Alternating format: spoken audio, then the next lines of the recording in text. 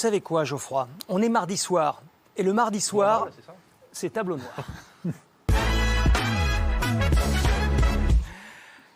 C'était la troisième fois, Bruno, que Didier Deschamps, troisième fois de suite, utilisait le 3-5-2. Est-ce que c'est un système à revoir? Il y a des choses, effectivement, qui ont marché durant ces 3 matchs et d'autres un peu moins.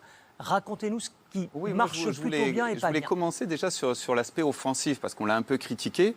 Et pour moi, ce 3-5-2 de Didier Deschamps, il a des intentions offensives très louables. Quand on voit, il a l'intention de mettre les joueurs dans leur meilleure disposition pour s'exprimer.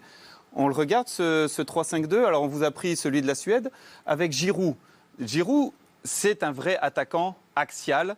Il aime bien être en remise, il a manqué dans cette première période. Il aime bien être à la finition des centres. Mbappé qui, comme Martial ce soir, aime partir du côté pour mettre de la vitesse. Ça, c'était sur son but. Il a joué d'un côté, il a joué sur toute la largeur. Il est venu parfois à droite, pareil, pour prendre de la vitesse, ballon au pied, pour venir dans l'axe. C'était Martial ce soir et c'était Mbappé samedi. Griezmann, c'est le rôle normalement parfait pour lui, derrière les deux attaquants, qui peut animer, qui peut aller chercher le jeu, le déstabiliser. Un peu insuffisant en ce moment, mais il est capable. Les deux 6, les deux relayeurs, dans le rôle de Didier Deschamps, ils étaient très hauts. Regardez, ça c'est le but d'Mbappé. Regardez qui c'est qu'on a. On a Kanté à la finition. Vous ne l'aviez pas vu, ça.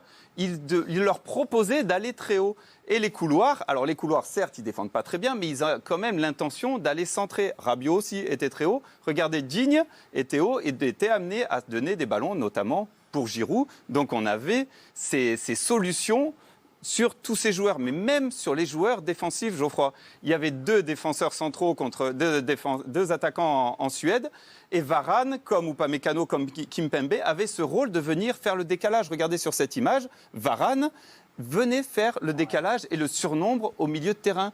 Donc on a bien un milieu de terrain qui est censé peut-être apporter ce surnombre et cette stabilité.